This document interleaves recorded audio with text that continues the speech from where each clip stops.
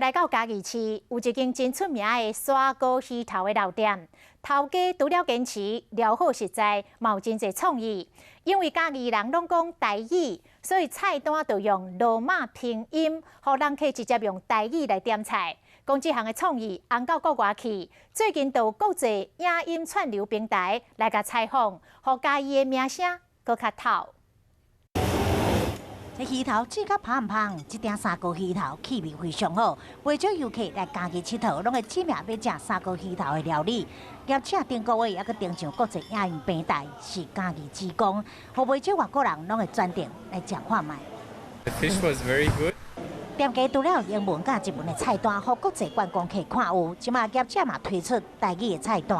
外国朋友呢，他们如果来到台湾，如果试试看用台语来点餐这样子我觉得会很有趣。这台语菜单有够在地化，还佫有罗马拼音哦。西芹、芥鱼、白花菜、糖粉。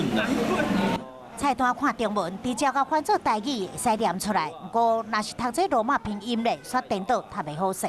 有时候拼音也不是很懂。就因为这罗马拼音上过标准啊，在地人看了嘛袂晓读，但是互外国人或者是捌罗马拼音的人来看咧，利用这台语来点餐，颠倒搁较搭近地方，嘛甲台语推广出去。